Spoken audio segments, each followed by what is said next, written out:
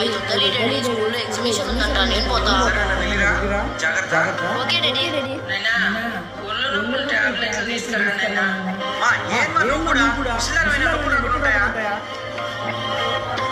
చెప్పండి. కొత్త బట్టలు ఇది నీకు. Thank you daddy. రే ప్రశు చెప్పమ్మా, ఇద్దరా నీకే. థ్యాంక్ యూ అమ్మా.